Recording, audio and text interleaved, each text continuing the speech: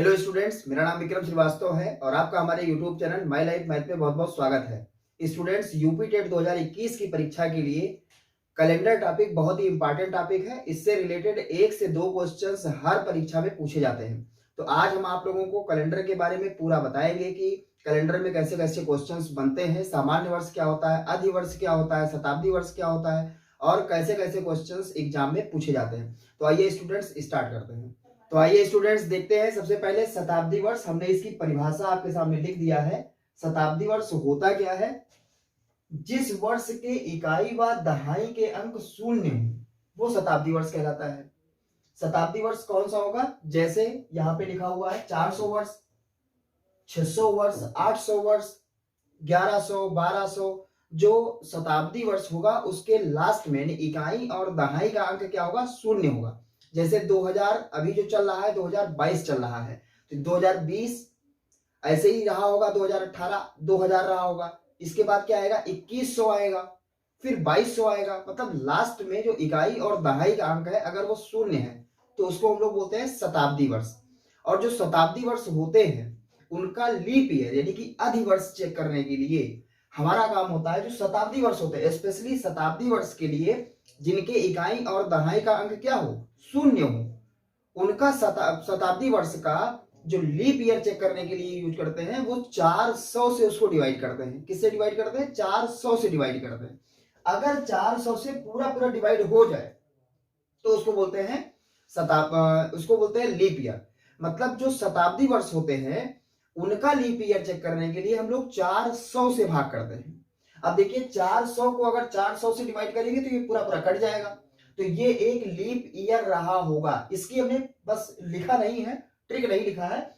जो भी शताब्दी वर्ष होते हैं, सबसे पहली बात आप शताब्दी वर्ष पहचानेंगे कैसे? जिनके इकाई और दहाई का अंक क्या हो? शून्य हो, उनको बोलते हैं शताब्दी वर्ष। और अगर शताब्दी वर्ष का हमें लीप ईयर यानी कि अधिवर्ष चेक करना है तो हम लोग किससे डिवाइड करेंगे? उसको 400 से भाग करेंगे। अगर वो 400 से पूरी तरह से विभाजित हो जाए तो वो एक लीप ईयर होगा यानी कि अधिवर्ष होगा, अन्यथा नहीं होगा। तो देखिए 400 तो कट जाएगा, यानी कि जो वर्ष 400 रहा होगा वो एक लीप ईयर रहा होगा। लेकिन 600 400 से नहीं कटेगा, पूरा पूरा डेसिमल में आएगा, तो ये एक लीप ईयर नहीं रहा होगा। अब जैसे 1900 400 से नहीं कटेगा तो वो एक लीप ईयर नहीं था। और अगर बात की जाए 2000 की तो 2000 ये एक शताब्दी वर्ष है, क्योंकि लास्ट में इकाई और दहाई का अंक क्या आ रहा है? जीरो आ रहा है, शून्य आ रहा है। तो इसको अगर हम 400 से डिवाइड करेंगे तो ये पूरा पूरा कट जाएगा। तो जो शताब्दी वर्ष होते हैं उनका लीप ईयर चेक करने के लिए हमको 400 से भाग करना पड़ता है। और अगर 400 से ये पूरी पूरी तरह कट जाए तो ये एक लीप ईयर यानी कि अधिवर्ष होगा, अन्यथा नहीं होगा। अब बात आती है सामान्य वर्ष। तो जो शताब्दी वर्ष है उनको छोड़ दिया जाए। इसकी जो हमने परिभाषा लिखा है, शताब्दी वर्ष को छोड़कर शेष अन्य वर्षों का अधिवर्ष ज्ञात करने के लिए यानी कि लीप ईयर ज्ञात करने के लिए हम दिए हुए वर्ष को 4 से भाग देते हैं। यदि शेषफल शून्य हो तो अधिवर्ष, अन्यथा सामान्य वर्ष है। मतलब जो शताब्दी वर्ष नहीं है उनको अगर उनका चेक करना है कि ये लीप ईयर है कि ये सामान्य ईयर है, तो हम लोग क्या करेंगे? उसको 4 से डिवाइड करेंगे। अब एक क्वेश्चन यूपी टेट के एग्जाम में आया था, क्या लीप ईयर हमेशा 4 वर्ष पे आता है? कितने वर्षों पे आता है? तो कोई जरूरी नहीं है वो 4 वर्ष के अंतराल पर ही आए। कभी कभी ऐसा होता है जब 8 वर्षों के अंतराल पर भी लीप ईयर आता है।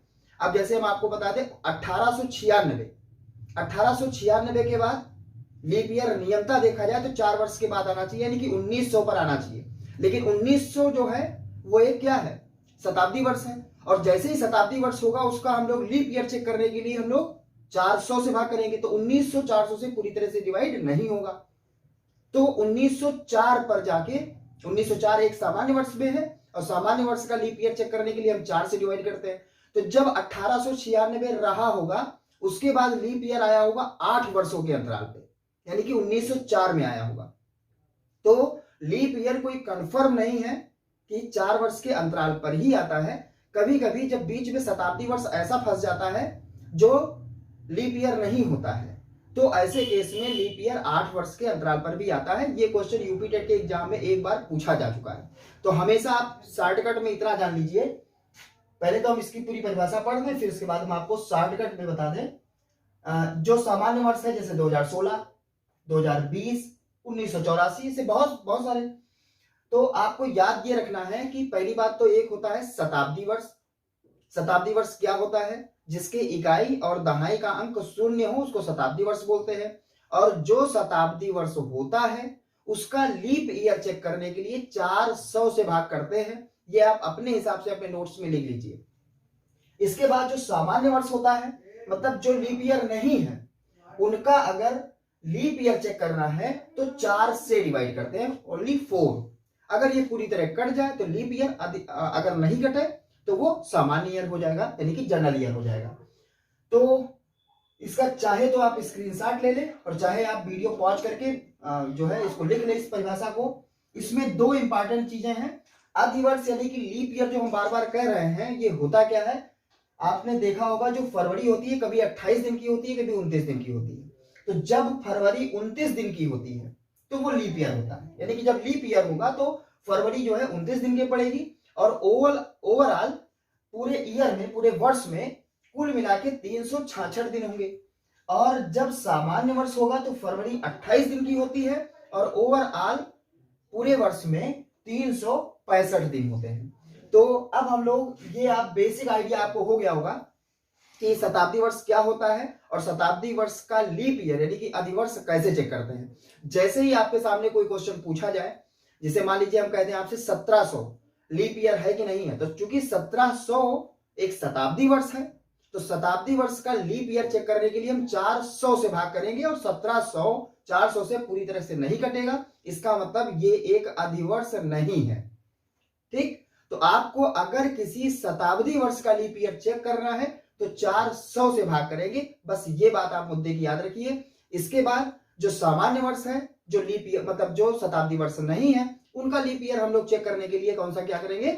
वो 4 से डिवाइड करेंगे। अधिकतर लोग यही जानते हैं कि हाँ 4 से ही माना जाता है, लेकिन जो शताब्दी वर्ष होते हैं उनका लीप ईयर 400 से डिवाइड करके पता लगाया जाता है। पूरी तरह कट जाता है तो वो लीप ईयर होता है, अदरवाइज नहीं होता है। अब हम लोग क्वेश्चंस ये देखते हैं कि कितने टाइप के क्वेश्चंस बनते हैं। अलग अलग टाइप के क्वेश्चंस हम आपको बताएंगे, इससे आपको बहुत ही क्लियर कट समझ में आए। तो आइए देखते हैं क्या है क्वेश्चंस। तो आइए देखते हैं, ये पहले टाइप का क्वेश्चन लिखा हुआ है व्हाइट बोर्ड पे। इस टाइप के क्वेश्चंस को याद करने के लिए ट्रिक जो है, आप याद करके चलिए कि मंडे को 1, ट्यूसडे को 2, वेडनेसडे का मतलब 3, थर्सडे का मतलब 4, फ्राइडे 5, सैटरडे 6 और संडे का मतलब 7 है। मतलब मंडे से स्टार्टिंग होती है।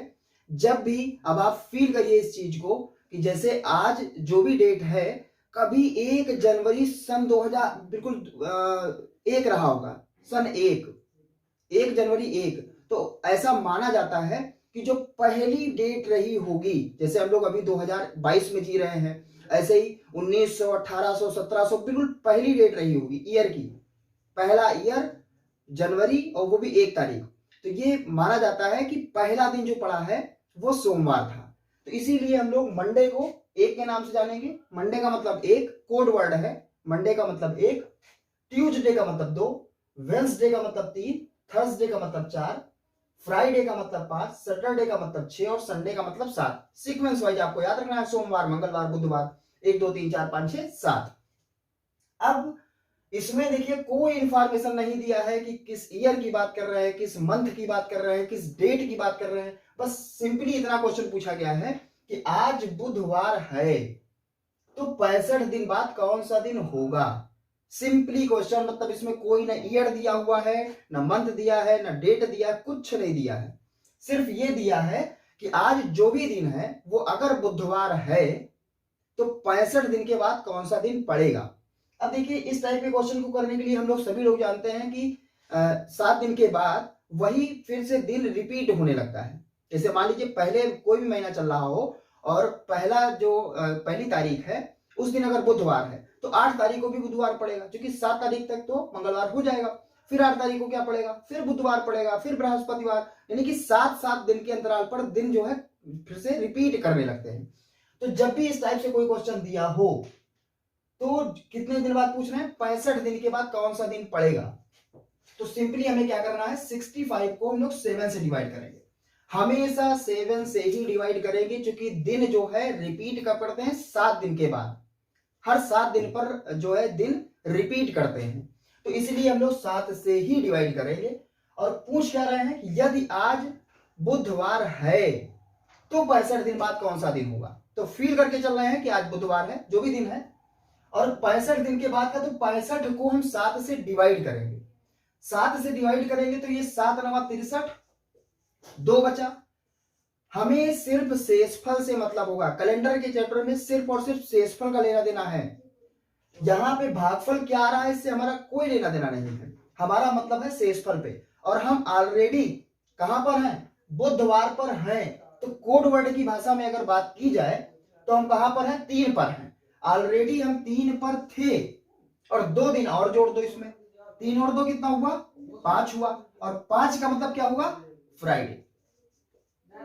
हमें यह ध्यान देना है कि हम ऑलरेडी कहां पर हैं। जैसे बुधवार पर तो हम ऑलरेडी हैं ही है, बुधवार तो आज है ही है, यानी कि हम बुधवार का मतलब कोड वर्ड में अगर बातचीत की जाए तो हम 3 पर पहले से थे, 2 दिन हमें और आगे बढ़ना है, तो 3 और 2 कितना हुआ, 5, और 5 का मतलब कोड वर्ड में अगर बात किया जाए तो ये 5 का मतलब क्या हुआ, फ्राइडे, यानी कि 65 दिन के बाद शुक्रवार पड़ेगा। तो इस टाइप का क्वेश्चन आप अपने माइंड में बसा लीजिए, याद कर लीजिए। इस वीडियो का स्क्रीन मतलब इसका जो है स्क्रीनशॉट ले लें, या वीडियो पॉज करके आप इस क्वेश्चन को लिख लें। लेकिन ये चीज जाने कि जब भी कोई कंडीशन ना दिया हो, ना डेट, ना ईयर, ना मंथ, कुछ भी ना दिया हो, और पूछ रहे हो कि इतने दिन के बाद कौन सा दिन पड़ेगा, तो उसको 7 से डिवाइड कर दे, जो रिमाइंडर आवे, और जहां पर हम ऑलरेडी हैं उन दोनों को ऐड कर लें। इसका मतलब 5 हुआ, और 5 का मतलब फ्राइडे, यानी कि अगर आज बुधवार है तो 65 दिन के बाद शुक्रवार पड़ेगा। अब आइए हम लोग नेक्स्ट क्वेश्चन देखते हैं कि किस टाइप का है, क्या है।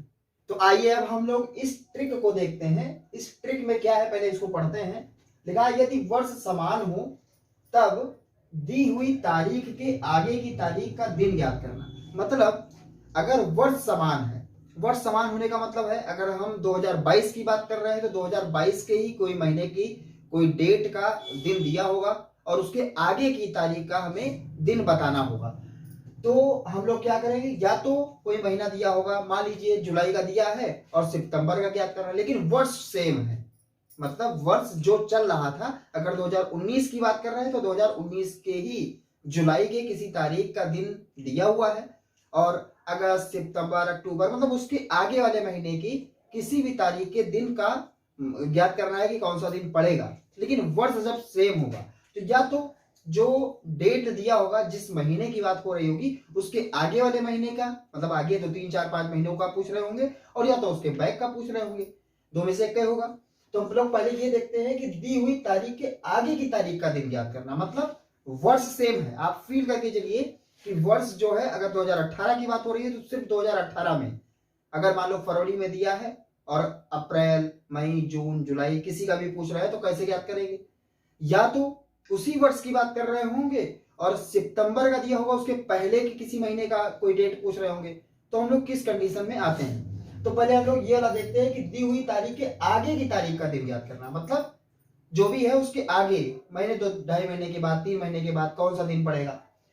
तो दी हुई पहली तारीख के महीने में अधिकतम दिनों में से उस तारीख को घटाएंगे। मतलब ये पहली तारीख दिया है कि 12 अगस्त को सोमवार हो तो 5 नवंबर को कौन सा दिन होगा, ये कंडीशन है। मतलब देखिए 12 अगस्त के बाद ही नवंबर आता है, बाद की तारीख का पूछ रहे है सेम, वर्ष जो भी चल रहा है वो वही वर्ष चलेगा, लेकिन 12 अगस्त की बात किए हैं और 5 नवंबर का पूछे, मतलब जिस डेट की बात की है उस डेट से आगे ये डेट आता है 5 नवंबर, चाहे जिस भी वर्ष की बात हो। तो ऐसे कंडीशन में हम लोग करते क्या है, जो पहली तारीख दिया है उसमें जो महीना दिया हुआ है उसमें अधिकतम डेट क्या हो, मतलब अधिकतम कितने दिन होते हैं। अगस्त में मैक्सिमम कितने दिन होते हैं, अधिकतम होते हैं 31 दिन। तो 31 में से ये कह रहे हैं कि दी हुई पहली तारीख के महीने में अधिकतम दिन में से उस तारीख को घटाएंगे। अधिकतम अगस्त में कितने दिन होते हैं, 31, उसमें से जो भी डेट दिया है उसको घटा दो, और उसमें बाद की दी हुई तारीख को जोड़ेंगे, फिर 7 से भाग देंगे, यहां पे काम लगा देंगे। तो भाई अगस्त के डायरेक्ट बाद नवंबर तो आता नहीं है, अगस्त के बाद सितंबर आता है, सितंबर के बाद अक्टूबर आता है, अक्टूबर के बाद फिर नवंबर आता है। तो जो भी पहली तारीख दिया है उसका जो महीना है, मैक्सिमम जितने भी दिन होते हैं उसमें से उस डेट को माइनस कर दो। ये हुई पहली कंडीशन। अगस्त के बाद चूंकि सितंबर आता है, सितंबर में 30 दिन होते हैं तो इसको जोड़ेंगे। सितंबर के बाद अक्टूबर आता है, अक्टूबर में 31 दिन होते हैं, इसको भी जोड़ेंगे।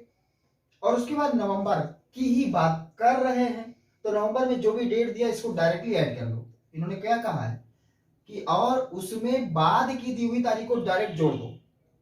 अब भाई बीच में 2 महीने फंस गए थे, कौन? क्योंकि हमसे अगस्त की कंडीशन दिया था, नवंबर का पूछ रहे थे, तो भाई अगस्त के डायरेक्ट बाद तो नवंबर आता नहीं है, अगस्त के बाद पहले सितंबर आता है, फिर अक्टूबर आता है, फिर नवंबर आता है। तो अगर ये नहीं आया होता, अगर मान लीजिए अक्टूबर का दिया होता नवंबर का, तो भाई बीच में कोई महीने नहीं आता, तो ये और ये लिखने की कोई आवश्यकता नहीं थी। लेकिन अब अगस्त की कंडीशन दिया है, नवंबर का पूछ रहे हैं, तो बीच में जितने महीने होंगे उनके महीनों को तो हम लोग डायरेक्टली जितने भी दिन होते हैं उसमें वो हम लिख लेंगे। लेकिन जो भी दिया हुआ स्टार्टिंग डेट उसमें जो अधिकतम दिन होते हैं, जितने भी अगस्त में 31 दिन होते हैं, इसमें से इस डेट को माइनस कर दो। फिर सितंबर का लिख लिया, अक्टूबर का लिख लिया, नवंबर की बात कर रहे थे इसलिए नवंबर में 5 जोड़ दिया। डायरेक्टली जो भी डेट दिया है वो लिख लो, कोई भी महीना चल रहा हो, और अपार्ट में 7 कर दो। अब आप देखिए 31 में से 12 जाएगा, बचेगा कितना? 19 बचेगा। 19, यहाँ 30 है, यहाँ 31 है, और यहाँ 5 है। इन सबको ऐड करके 7 से डिवाइड करना है। तो भाई 9 और 1 10 और 5 15, करी हुआ 1 1 2 और 3 5 और 3 8, 85/7। हमारा मेन काम होता है शेषफल से। तो शेषफल 7 एकम 7, 1 बचेगा 15, 7 दूनी 14, 1 बचा। हम लोग कहां पर थे? 12 अगस्त को सोमवार पर थे। सोमवार में हमें एक दिन आगे बढ़ना है, एक दिन मात्र, क्योंकि यहाँ पे 1 आया है। तो सोमवार में अगर हम एक दिन आगे बढ़ेंगे इसका मतलब मंगलवार पड़ेगा, ट्यूसडे पड़ेगा। क्या पड़ेगा? ट्यूसडे। और ट्यूसडे हमारा फाइनल आंसर होगा। अब इसको देखते हैं, इसमें लिखा है कि दी हुई तारीख के पीछे की तारीख का दिन ज्ञात करना। मतलब जो भी हमको डेट दिया है, जैसे इस क्वेश्चन को देखिए कि 28 सितंबर 2019 को शनिवार था, तो 20 जुलाई 2019 को कौन सा दिन रहा होगा? देखिए अब सितंबर का दिया है और बैक डेट का पूछ रहे हैं, मतलब जुलाई का पूछ रहे हैं। तो ऐसे क्वेश्चंस के लिए क्या करेंगे, इसमें कंडीशन दिया है कि दी हुई पहली तारीख को लिख लो। पहली तारीख क्या दिया है? 28, इसको लिख लिया। अब चूंकि सितंबर और जुलाई के बीच में कौन सा महीना फंस गया? भाई जुलाई के बाद अगस्त आता है, अगस्त के बाद सितंबर, तो अगस्त वाला तो पूरा मामला ही बचा है। तो अगस्त में 31 दिन होते, इसको केवल लिख लेना, इससे कोई मतलब नहीं है। अब सितंबर का तो हो ही चुका, पहली मतलब जो पहली तारीख दिया उसको लिख लेना है। इसके बाद अगस्त आया, अगस्त में कितना?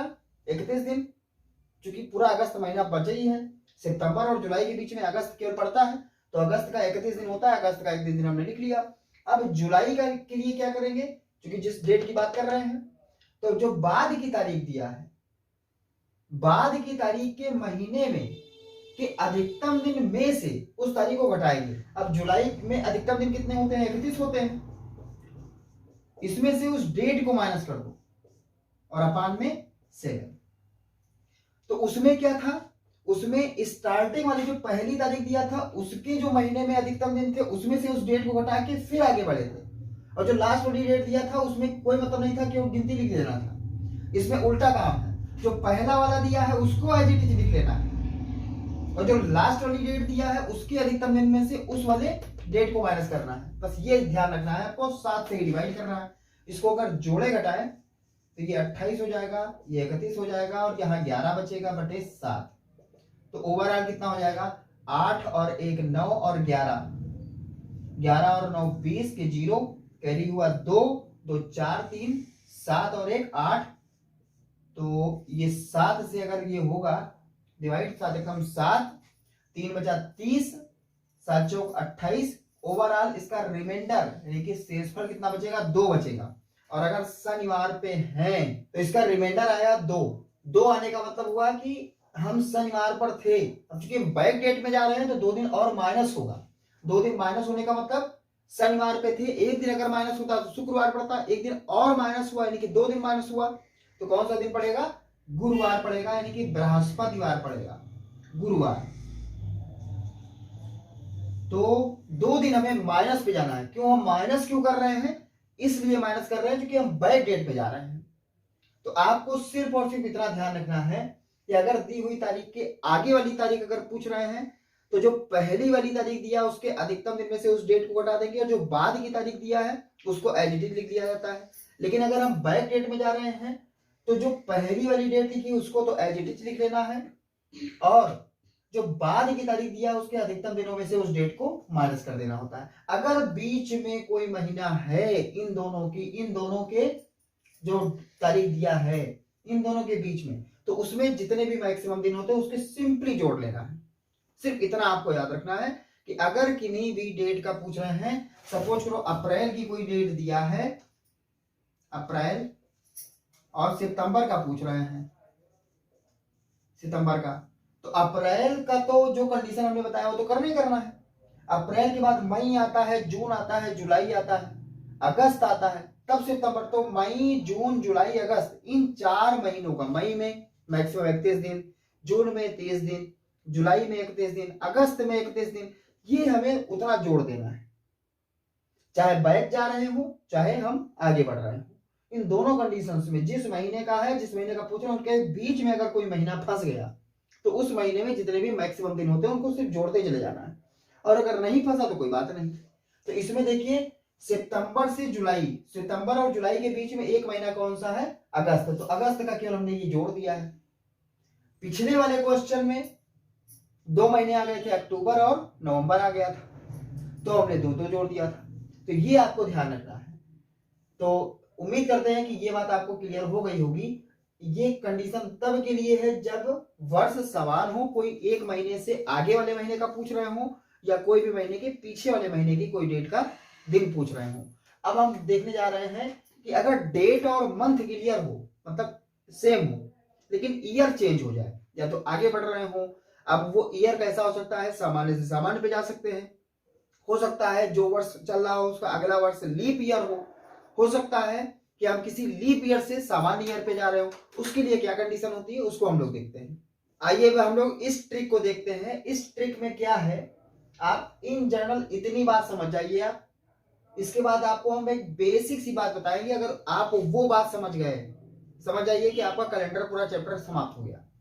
अगर आप किसी जर्नल ईयर यानी कि सामान्य वर्ष से सामान्य वर्ष पे जा रहे हैं तो 1 दिन बढ़ेगा। अगर आप जर्नल वर्ष यानी कि सामान्य वर्ष से अधिवर्ष पे जा रहे हैं तो 2 दिन का समय बढ़ेगा।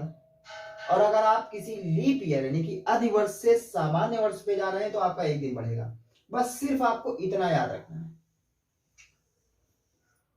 सामान्य से सामान्य के लिए 1 दिन, जर्नल से लीप ईयर के लिए 2 दिन, और लीप से जर्नल के लिए कुल मिला के 1 दिन। यानी कि आपको एक बात समझ में आ रही होगी कि जब भी हम लीप पर जाते हैं यानी कि अधिवर्ष पर जाते हैं, अधिवर्ष पर जाते हैं तो 2 दिन बढ़ता है, अदरवाइज 1 दिन बढ़ेगा। अगर हम लीप ईयर पर जाएंगे तो 2 दिन बढ़ेगा। बस ये याद रखना है, सिर्फ लीप पर जाएंगे। देखिए इसमें सामान्य से सामान्य पर जा रहे हैं, इसमें लीप से सामान्य पर जा रहे हैं तो 1 दिन बढ़ेगा। लेकिन जब हम लीप पर जाएंगे, अच्छा अगर आप ये सोचे कि हाँ लीप से लीप पर क्या होगा, भाई तो लीप अगर इस वर्ष लीप ईयर है तो क्या अगला वर्ष लीप होगा? कभी होगा ही नहीं। लीप तो 4 वर्ष पर आता है, अधिवर्ष। अगला वर्ष अगर इस वर्ष लीप ईयर है तो क्या नेक्स्ट वर्ष भी लीप ईयर होगा? असंभव है, कभी होता ही नहीं है। वो तो 4 वर्ष के अंतराल पे आता है, और किसी किसी केस में 8 वर्ष के अंतराल पे आता है। तो लीप तो अगला वर्ष हो ही नहीं सकता, इसलिए 3 ही कंडीशन बनेगी। तो अगर हम कभी भी लीप पर जा रहे हैं, बस याद रखना आपको, लीप पर अगर हम जा रहे हैं यानी अधिवर्ष पे जा रहे हैं तो 2 दिन। अब यहां पे आप एक बात समझिएगा कि अगर हम सामान्य से सामान्य, जैसे देखिए 1 जनवरी 2017 को बुधवार था तो 1 जनवरी 2018, 2017 भी एक सामान्य वर्ष है, 2018 भी एक सामान्य वर्ष है, सामान्य वर्ष से सामान्य वर्ष पर जा रहे हैं, लेकिन डेट और मंथ सेम होना चाहिए। यहां भी 1 जनवरी की बात कर रहे हैं, यहां भी 1 जनवरी की बात कर रहे हैं। तो ऐसे कंडीशन में ये डेट और मंथ सेम रहेगा, सिर्फ 1 वर्ष का चेंज हुआ। और जर्नल से जर्नल पे जा रहे हैं तो 1 दिन बढ़ेगा। ये बुधवार था तो ये गुरुवार हो जाएगा। यहां तक आपको बात क्लियर हो गई होगी। अब इस कंडीशन में समझिएगा कि क्यों ऐसा होता है कि जब हम लीप पे जाते हैं तो 2 दिन बढ़ जाता है। क्यों ऐसा होता है? क्योंकि लीप में 1 दिन बढ़ जाता है। आप जानते ही हैं लीप वर्ष 366 दिन का होता है। लीप वर्ष जो भी होता है उसमें 366 दिन होते हैं। और किस कारण होते हैं? क्योंकि फरवरी में 29 दिन आ जाते हैं। लेकिन अब इस कंडीशन में 1 जनवरी 2019 से को अगर शुक्रवार है तो 1 जनवरी 2020 में कौन सा दिन होगा? तो भाई आप एक चीज बताइए, सोचिए, थोड़ा सा दिमाग लगाइए, क्या 2019 में कोई लीप ईयर तो था नहीं? हालांकि हम एक सामान्य वर्ष से एक लीप वर्ष में जा रहे हैं। हम सामान्य वर्ष से एक लीप ईयर पर जा रहे हैं। नियमतः 2 दिन बढ़ना चाहिए, लेकिन क्यों नहीं बढ़ रहा है 2 दिन? क्योंकि अभी लीप की कोई कंडीशन ही नहीं आई है। क्योंकि 2020 में हम 1 जनवरी पे है ना। जब 28 फरवरी के बाद की डेट का पूछा जाता तब तो ये लीप ईयर का प्रभाव डाल पाता, क्योंकि फरवरी 28 तारीख के बाद 29 फरवरी पड़ेगी अगर लीप ईयर है तो। अभी तो हम 1 जनवरी का ही कंडीशन पूछ रहे हैं। यानी कि लीप वर्ष प्रभाव कब दिखाता है?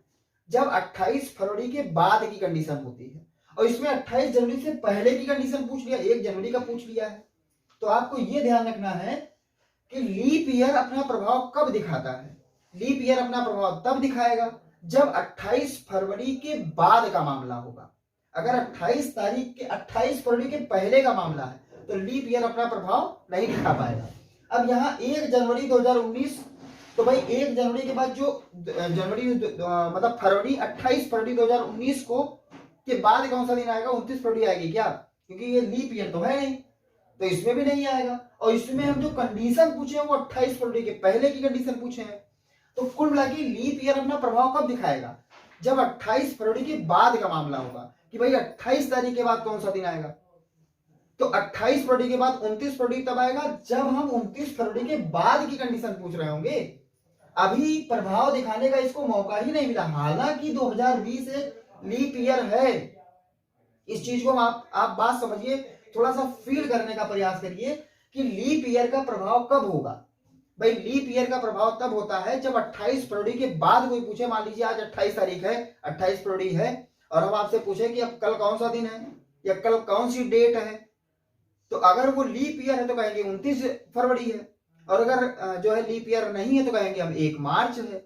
लेकिन ये कब हम कहेंगे? जब 28 फरवरी के बाद की बात पूछी जाएगी। और अभी तो हम 1 जनवरी पे हैं, तो अभी तो ये देखा जाए लीप ईयर होने के बाद भी ये 1 जनवरी का मामला पूछा जा रहा है, तो ये सामान्य वर्ष की तरह ही ट्रीट होगा। मतलब एक लीप ईयर कब सामान्य वर्ष की तरह हम लोग ट्रीट करेंगे? जब 28 फरवरी या उससे पहले का मैटर होगा। तो 1 जनवरी 2019 को अगर शुक्रवार था तो 1 जनवरी 2020, हालांकि ये 2020 एक लीप ईयर अधिवर्ष होता है, लेकिन 28 फरवरी के पहले का मैटर। तो 1 जनवरी 2019 को अगर शुक्रवार है तो 1 जनवरी 2020, हालांकि ये 2020, तो जब भी कोई लीप ईयर के पहले की डेट पूछी जाएगी, मतलब 28 फरवरी कोई भी लीप ईयर होने के बाद भी अगर 28 फरवरी या 28 जनवरी फरवरी के पहले की डेट पूछी जाएगी तो वो एज ए सामान्य वर्ष ही फील होगा।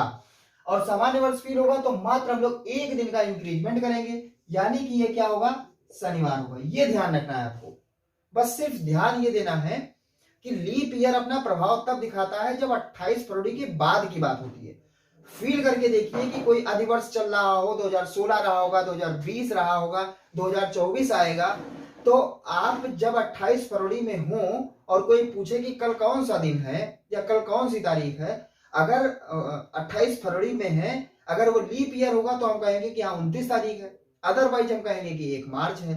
तो वो प्रभाव कब दिखाएगा? जब 28 फरवरी के बाद की बात होगी। अगर 28 फरवरी के पहले की बात होगी तो वो एज ए सामान्य वर्ष ही है हमारे लिए। क्यों? क्योंकि हम 1 जनवरी के बाद बढ़े तो भैया 28 फरवरी की रही, उसके बाद 1 जनवरी पे तो अभी तो हमने उसको प्रभाव दिखाने का मौका ही नहीं मिला। लीप ईयर अपना प्रभाव कब दिखाएगा? जब 28 फरवरी के बाद का मैटर होगा। तो इसको एज ए सामान्य वर्ष की तरह ट्रीट करते हुए 1 दिन बढ़ेगी, ये आपको खास बात ध्यान देनी है। अदरवाइज अगर मान लो पूछा जाए कि 20 अप्रैल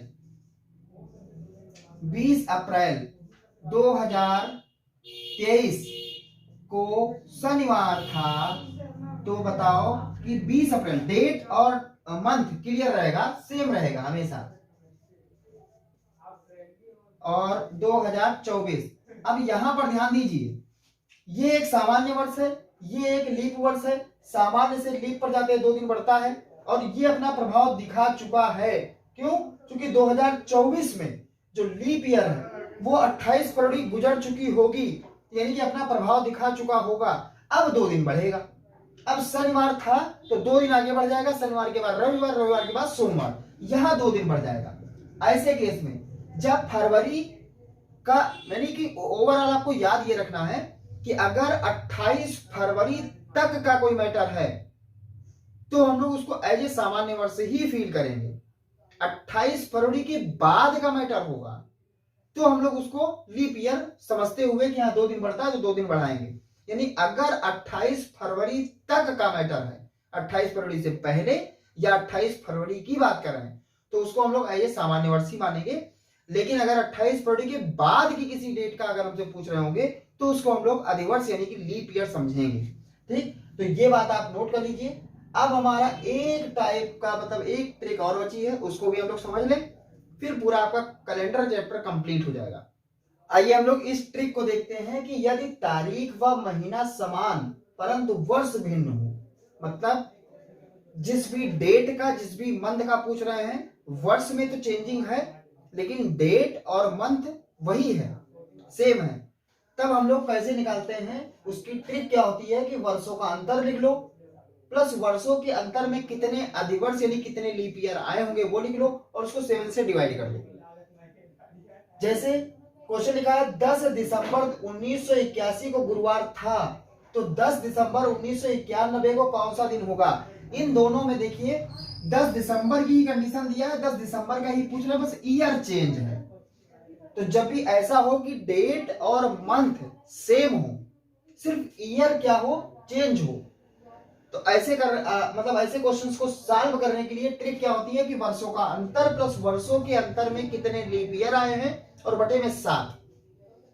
तो भाई 10 दिसंबर, वर्षों का अंतर देखो, वर्षों का अंतर कितना है? 1981 1991, वर्षों का अंतर कितना है? 10 है, ये लिख लिया। प्लस इन 10 वर्षों में कितने लीप ईयर आए होंगे? हर 4 वर्ष पे लीप ईयर आते हैं, तो 10 वर्षों में 2 बार लीप ईयर आया होगा, जो पूरा 4 दूनी 8, पूरा जितना कट जाए उतने ही बार लीप ईयर आया होगा ओवरऑल। ये नहीं कि 2.5 बार आया होगा, 10 को 4 से डिवाइड करो तो 2.5 बार आया, 2 बार आया होगा। तीसरी बार जब 12 वर्ष पूरे होते तो तीसरी बार आता, अभी 2 ही बार आया है, जो पूरा कट जाए इतना, बस उतना, और बटे में कितना? 7। इसका मतलब कितना हुआ? 10 2 12, 12 बटे 7। और जानते हैं कि हम लोग कैलेंडर वाला चैप्टर पढ़ रहे हो, कैलेंडर वाले चैप्टर में भागफल से हमारा कोई मतलब नहीं होता है, सिर्फ शेषफल से मतलब होता है। तो ये कितना आ गया? 5। कितना आया? इसका शेषफल कितना आएगा? 7 एकम 7, 5 बचेगा। तो इस 5 का मतलब कितना हुआ कि गुरुवार पे थे, गुरुवार पे 5 दिन और जोड़ दो, तो 1 दिन जोड़ेंगे तो शुक्रवार, फिर शनिवार, फिर रविवार, फिर सोमवार, फिर मंगलवार। इसका मतलब 5 दिन अगर हम जोड़ेंगे तो हम लोग ट्यूसडे पर पहुंच जाएंगे। कहां पे पहुंच जाएंगे? मंगलवार पर पहुंच जाएंगे। तो ये बात आपको ध्यान रखनी है कि अगर तारीख व महीना समान लेकिन वर्ष भिन्न भिन्न है, 10 दिसंबर की कंडीशन पूछ रहे थे, 10 दिसंबर का ही अभी भी पूछ रहे हैं, लेकिन ये 1981 की बात कर रहे थे, 1991 का पूछ रहे हैं, सिर्फ ईयर चेंज है, डेट और मंथ वही है। तो ऐसे क्वेश्चंस को करने के लिए हमारा काम क्या होगा? जो वर्षों का अंतर हो, 1981 1991 में 10 वर्ष का अंतर है, वो 10 लिख लिया, और इन 10 वर्षों में लीप ईयर कितनी बार आया होगा वो लिखना है। तो लीप ईयर कितनी बार 10 वर्षों में आया होगा? 4 से जब इसको डिवाइड करेंगे हम तो आएगा ओवरऑल 2 बार पड़ा होगा, हर 4 वर्षों पे पड़ता है, तो 2 बार तो कंफर्म पड़ा होगा। तीसरी बार तब पढ़ेगा जब 12 वर्ष कंप्लीट होंगे। तो ओवरऑल अभी तक 2 ही बार पढ़ा है, तो वो 2 लिख लिया और बटे में 7, यानी कि वर्षों का अंतर और वर्षों के अंतर में अधिवर्ष बटे 7, 10 2 12 बटे 7, यानी कि शेषफल इसका कितना बचा, 5 बचा। हम गुरुवार पर ऑलरेडी थे, गुरुवार में 5 दिन ऐड किया जाएगा, तो पहला दिन ऐड करेंगे शुक्रवार, दूसरा दिन शनिवार हो जाएगा, तीसरा दिन रविवार होगा, चौथा दिन सोमवार होगा और पांचवा दिन मंगलवार, यानी कि हम लोग मंगलवार पे पहुंच जाएंगे। यानी कि 10 दिसंबर 1991 को कौन सा दिन पड़ेगा, मंगलवार पड़ेगा। तो उम्मीद करते हैं आपको कैलेंडर चैप्टर पूरा अच्छे से क्लियर हो गया होगा। अगर किसी भी क्वेश्चन या किसी भी ट्रिक में आपको कोई डाउट है तो आप कमेंट बॉक्स में अपना क्वेश्चन पूछ सकते हैं। वीडियो कैसी लगी आप कमेंट करके जरूर बताएं। वीडियो अगर हमारी अच्छी लगी हो तो आप इसे लाइक करें, अपने दोस्तों को ज्यादा से ज्यादा शेयर करें, और अगर आप हमें फर्स्ट टाइम देख रहे हैं, चैनल को सब्सक्राइब नहीं किया है तो चैनल को सब्सक्राइब करके बेल आइकन के बटन को प्रेस कर लें। मिलते हैं आपको नेक्स्ट लेक्चर में, तब तक के लिए बहुत बहुत धन्यवाद आपका।